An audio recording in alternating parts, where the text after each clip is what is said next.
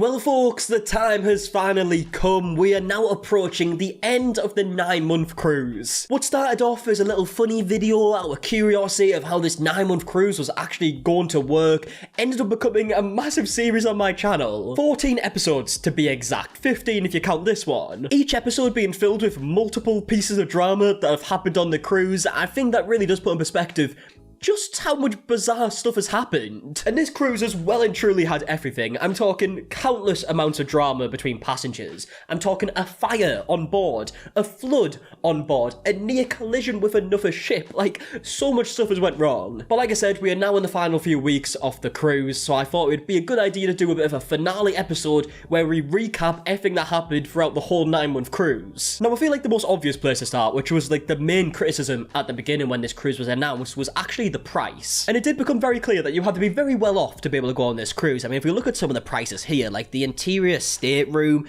was starting at $60,000 per person. Then it went all the way up to the junior suite, which is $117,000 per person. In fact, we later found out that people had rooms that were like $170,000. And even though these prices to me and most of you watching this video seem absolutely extortionate, and I could never imagine paying that amount of money for anything other than like a home. But people did actually purchase the tickets because they wanted the experience, and at the time the only options were that you either go for the full 9 months or there was like 4 segments that I think were like 60 days each. But that was until they realized that they weren't selling enough tickets, so they started releasing these smaller segments for like a few days, maybe like a week, and people quickly worked out that you could buy a bunch of these smaller segments and it would be cheaper in total than paying for it for like 60 days or the full 9 months. I mean, a TikToker called Nadine Bauer, who was particularly annoyed with this situation, actually revealed that someone saved $60,000 using this method. And saved thousands and thousands of dollars, depending on what type of room you have or suite, etc.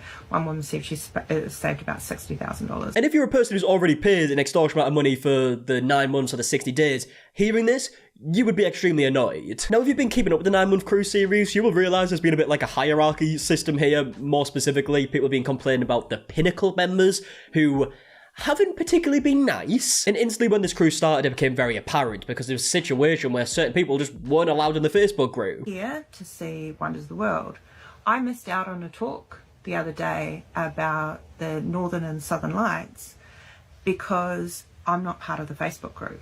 And I'm not part of the Facebook group because I am not allowed to be part of the Facebook group. I've tried to join it, I'm left out because I am not a world cruiser. Which I completely understand why there might be like specific groups for like Pinnacle members or world cruisers or segmenters based on like their experience, like the differences between the packages. But to not be allowed into a Facebook group that is literally just talking about certain places to visit when you like arrive at a certain country, that is a bit mental. And again, straight away we just kept hearing stuff about these Pinnacle members. There are a couple of people, there always is, who are the exception to that rule.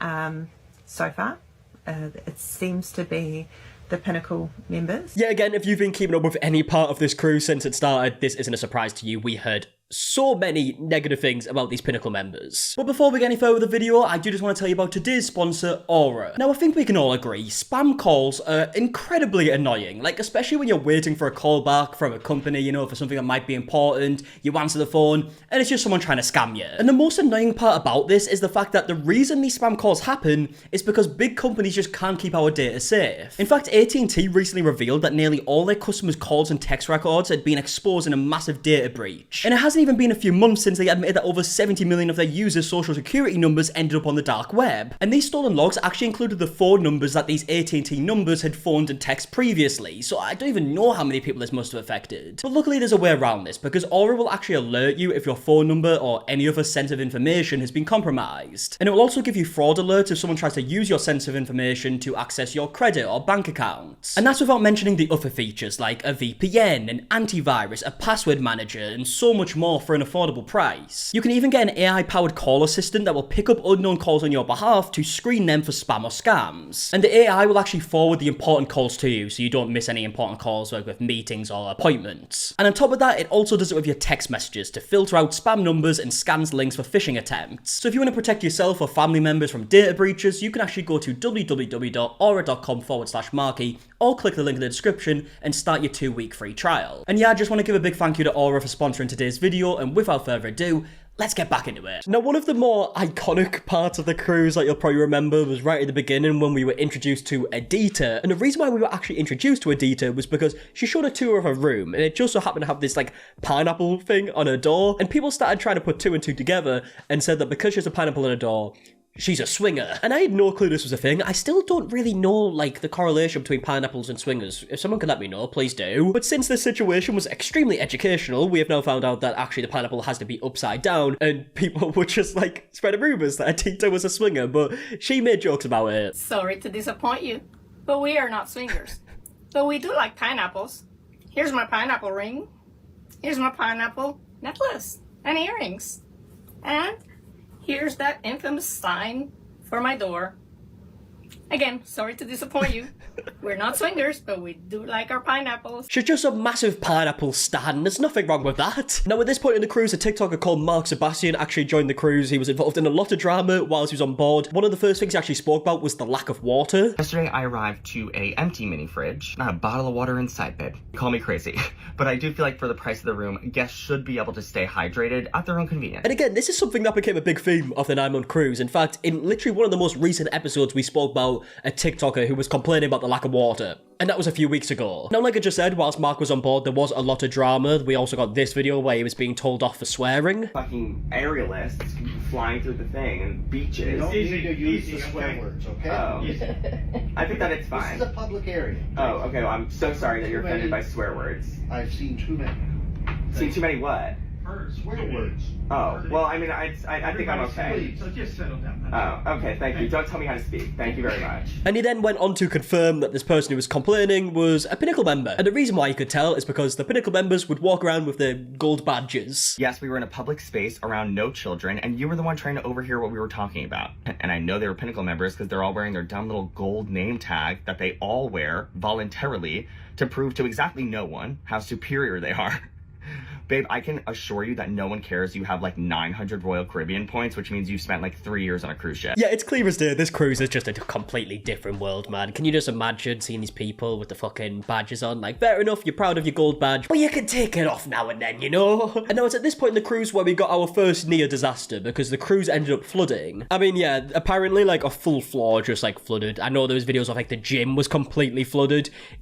Not ideal, to say the least. And it's at this point in the journey that they went through the Drake Passage, which is notoriously very rough water, and passengers were feeling sick left, right, and centre. It has gotten so much worse than this morning. It literally feels like we have been thrown inside a washing machine and we're just going around and around in circles in the water. It's just incredible. Yeah, I know I've said this multiple times throughout this series.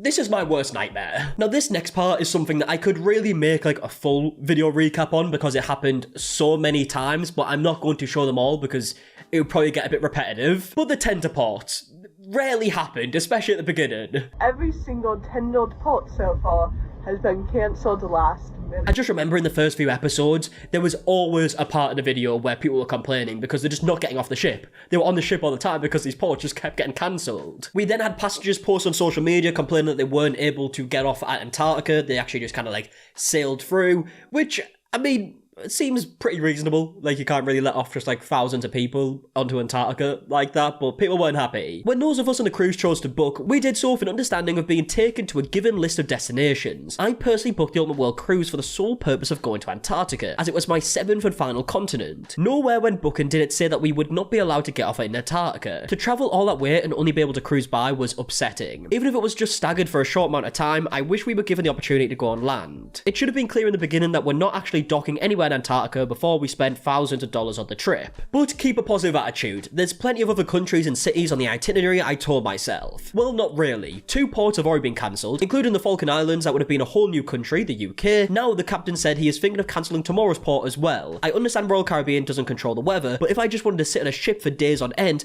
I would be retired. Not on the Ultimate World Cruise that was supposed to visit all these destinations. The clear selling point when booking, 1 or 2 sea days in a row is one thing, but we've had many. And look, even though there was reasons behind like a lot of these ports being cancelled, obviously like weather, the Antarctica stuff, you can't just let off thousands of people off the ship onto Antarctica. I can still see how that would be frustrating being on the ship when you spend so much money and you can't go to any of these destinations. But moving on, it was at this point that we were actually introduced to Anthony Antoine, who spoke about the fact that people were making rumours about him just because he didn't drink, saying that he was actually in recovery. That I actually went to the nightclub upstairs to say goodbye to Mark.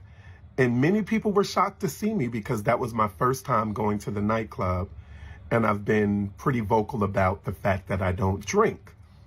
But a couple of people came up to me and said, you know, is this going to be triggering for you? Are you going to be okay? Do you need support in order to do this? And I was like, what? What's going on? What? But they confirmed to me that the rumor is I'm in recovery. Like, it really did feel that this was just basically a high school on the sea where people would make rumours about each other for absolutely no reason. And it wasn't just a spreading of rumours, there was passengers who were just incredibly rude, even to children. We were at dinner, there's a couple of us families were sitting together. We were asked if we would move somewhere else. We had a couple people complain that they're on a world trip and they don't want to have to stare at kids while they're eating. I mean, we've had the elevator door closed on our face because they saw kids and they were hitting the button and said no kids. My kids went in the elevator once. They just walked in and the guy goes, kids. Yeah, so as you can see, it was full of lovely people on this cruise. We were then made aware of the first fight on this cruise, the first of multiple. I think there was at least 3 or 4 fights that we heard about on this cruise, but this was the first one. I'm not going to name names, but I will give you location and date. So not last night, the night before, in Vintages.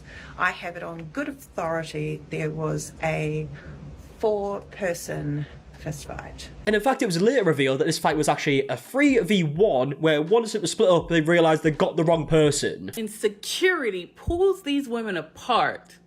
The 3 women look up and realize, whoops, this ain't the person we meant to fight. Like, can someone please tell me why this was happening? You're on a cruise, it's supposed to be relaxing, it seems anything but that. We then heard rumours that passengers were so desperate to get off board that they were faking being ill so their insurance would cover their tickets. So apparently they've been pretending that they're sick so their insurance covers all the costs. And they've got a reason to get off the ship and can get their money back. And then for some reason, one passenger on board decided to go on TikTok Live and start ranting about race. They want you to believe there's only 2 sides of the coin.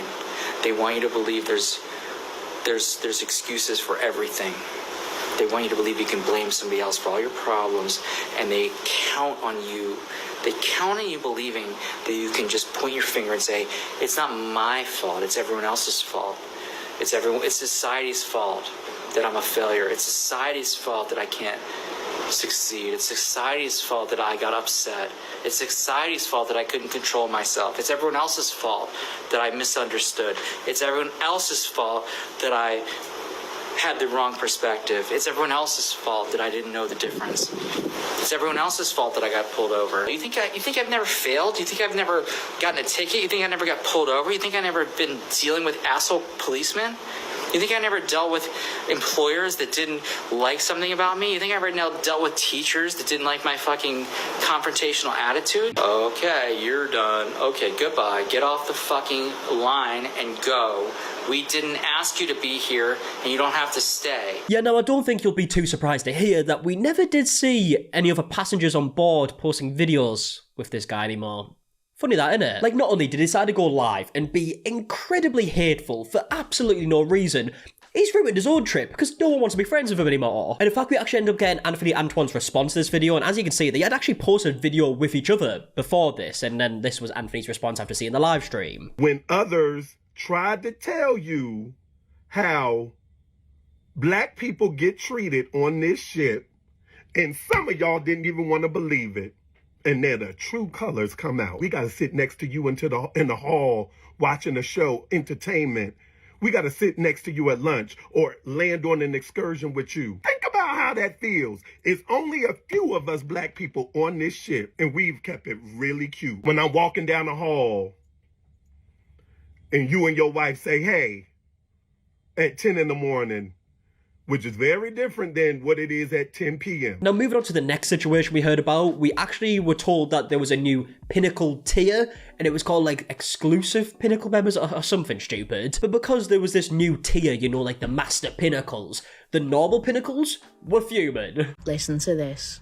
I just left guest services after requesting a full refund for our 10 upcoming cruises because of the unfairness of the new rules, allowing special guests Pinnacle privileges that aren't given to all Pinnacle members. Yeah, so this was a post on the Facebook group of someone complaining who was obviously a Pinnacle member, and now all of a sudden they don't agree with the fact that certain people will get certain privileges. Second class Pinnacle has rubbed a lot of Pinnacles up the wrong way, and we've had enough. I hope the moderators allow this post because it truly affects everyone. All Pinnacles deserve the same privilege.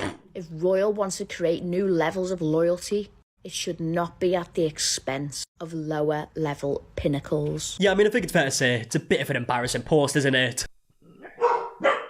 Oi! Billy! Doing, mate? We've got 2 dogs in the house today, so once one barks, they all bark. So it's a mad house at the minute. Now, this is where we started hearing about, like, more fights or someone actually just, like, physically assaulted someone, and they were still allowed to stay on the ship, and obviously Passengers weren't a fan of that. But finally, I'm going to tell you about why I'm mad. And when I say I'm mad, I am fucking pissed off. Because I signed a contract to say that I would not abuse other guests. But yet, you still have a Pinnacle person in a suite who physically assaulted another guest, but you're not acting on it. And you say you're not acting on it because it happened ashore, but it happened ashore on a Royal Caribbean excursion, and any other time you would act on it.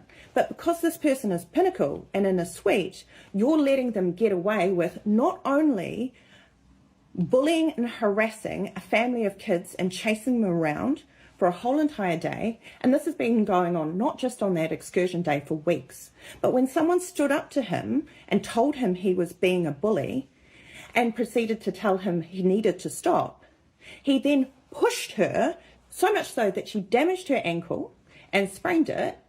And you know about all of this because there were 20 witnesses to it. You've interviewed everyone. Yeah, so again, clearly another example about how apparently Pinnacle members were treated a lot better than any other passengers on board. Now, quite a while after Mark Sebastian had actually left the ship, we then found out some stuff from other members who were on board, saying that apparently there was a group of passengers on board, don't know if it's a Pinnacle members, just the group of passengers that decided to make it their mission to make Mark's time on board miserable. Christian revealed in his live that there was an entire plot when Mark was on board to make his life completely miserable, that they were people actively planning his demise before he even got on board. I mean, what a lovely thing to do. We then had a passenger post on TikTok talking about how a member of staff just hates him for some reason. Alright, so today we had to do the Australian immigration thing on board, which was handy dandy. After that, we went to the cafe, because, you know, I usually head there. However, there's this one guy who really hates me, usually tries to avoid me, and it's just not a pleasant experience at all.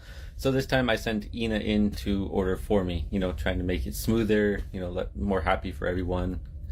And he literally didn't put my order through, and then, you know, we had to go back, and then we're like, oh, hey, you know, you forgot the order, so, and he's like, no. And now at this point in the cruise, it seemed like the drama and just the videos in general of the cruise started to slow down a lot, and a lot of rumours started spreading on why this was the case. And Mark Sebastian actually uploaded a video saying that passengers were being offered like free rewards and stuff if they spoke positively about the cruise instead of negatively. Royal Caribbean has contacted some of the TikTokers aboard the 9-month cruise and told them that if they make videos about how much fun they're having on the world cruise, they will give them a free excursion. Yeah, I mean, we don't know if that's 100% true. That is just what is being said, but I mean, who knows? It very well could be. I mean, one thing that is a fact is that Royal Caribbean were looking for TikTokers and actually willing to pay them to come on board and make videos about the cruise, like we see it here. Join the 9-month cruise, Ultimate World Cruise, it's an application. And as we can see, the TikTok would have to post 7 videos and they would get $2,000 and I'm assuming free tickets to go on board. A pretty good deal. So yeah, it did seem like they were trying to up the PR because obviously a lot of the videos were very negative. But even though it slowed down a bit, we were still getting videos from TikTokers talking about the negative experiences like Spring Rollgate that happened, where this this TikToker was told that he wasn't allowed to leave his table even though he'd finished his food because another passenger hadn't finished their meal yet. The other day I was on an excursion, and when we were going to get off the bus, we got a spring roll given to us ahead of time, like 2 minutes before. It was a big spring roll, and first off, it was delicious. This was in Taipei. Well, the lady, when we got off the bus, kept saying, okay, everyone need to get off the bus, get off. But a lot of people were still eating their spring roll. Me, being a bigger person, ate it pretty quickly. So I'm like, okay, I'm in the middle of the bus. I'm like, I guess I should just get up and get off. And there's already a couple other people who got off. As I'm doing this and walking by, someone, a couple rows up after I get right past him, grabs me by my belt and pulls me back and says, hey, you need to wait for me. That's etiquette. He was still eating his spring roll. I said, sir, the lady that I'm directing this asked everyone to get off. I figured a lot of people were still eating their spring roll and would get off in a moment. I was just trying to get off to not cause conflict. And he said, I don't care how long it takes me to eat my spring roll. You will sit behind me until I'm done and then get off when I get off. I mean, look, I've said it countless amount of times again, but another example, this is my worst nightmare. I couldn't be dealing with people like this. But in case the earlier floods that we spoke about wasn't enough of an emergency, they actually had to do an emergency maneuver to avoid hitting another ship. Emergency maneuver to avoid hitting a ship that was not following the route. Yep, as you heard, we just had to do a maneuver to avoid hitting another ship. Wow. Just started a new segment on board the Ultimate World Cruise, and we had just been leaving the Hong Kong harbor. So when the ship started to tilt in the way that it did, we knew it couldn't have been because of rough waters. We had a feeling something was wrong, and suddenly we felt the ship tilt so much, Drake passage levels, but out of nowhere. Then we heard in the schooner bar glasses shattering, and we immediately ran down to the 5th floor deck to see what it looked like outside. But now moving back to the problems with the price. So Adita, who we spoke about a lot throughout this series, wanted her son to come on board, and she actually wanted her son to just go in her room that she already had, right? Stay in the room. It shouldn't be much of an issue for the cruise, right? He's going to have to pay, obviously, but it's not like it's a whole new room. Well, she actually ended up getting quoted $12,000 for just over 40 days. For Africa, they basically came out and said, we don't have a third person fare. So eventually, after back and forth, they came up with my third person fare, and it was over $10,000. By the time I paid the fees and the taxes, it was probably closer to $11,000 for him to be on for the 42 days of the segment. And what's even more wild about this price that they came up with is at the time I decided to actually look how much tickets would cost, like to get 11 nights in Africa, because that's what they were offering on the website, and it was £1,399. Now obviously he wanted to stay for 40 days, so obviously you'd have to times this number by 4, still nowhere near the amount that they were quoted, and this would be for a different room. But yeah, moving on, right? Up until now we have had an emergency maneuver and a flood. So now it was time for there to be a fire on board, as if the other two things weren't already enough. I mean, as we can see here, here's the emergency staff, and there's a lot of people in here. We don't get to see the fire itself because it's around the corner from where this is being filmed. But I mean, as you can tell, there's a lot of members of staff from the fire department who are putting this out. That must have been terrifying. Around the same time, but a completely separate situation, we heard about a passenger getting arrested. This passenger was also arrested, got in trouble, and I think he might be back on board, but I am not sure. We then heard there was even more fights between passengers. There was fights that happened. I saw people arguing. It was not pretty. And now at this point, you can imagine with this stuff happening like pretty much every week at this point, the passengers were clearly starting to get very, very fed up. We get asked all the time, would you do this cruise again? And the answer is not for 274 days. No. We're really, really tired. I mean, I'm not surprised. It sounds absolutely exhausting. Especially bear in mind at this point, it's really close to the end of the cruise. A lot of them just seem to want it to be over. We haven't been getting off the last few days. We're just tired. Might be a little bit of a rant coming, but you know, 9 months is a really long cruise. And while we're really enjoying it, it's tiring. We've gotten tired. We're tired of the food. We're tired of kind of the repetitive nature of things. I describe it as like watching a Netflix series that's like 6 seasons long, and you watch like the first 3 and it's amazing, it's incredible. Season 4, you know, things start to change a little bit, it's not quite the same.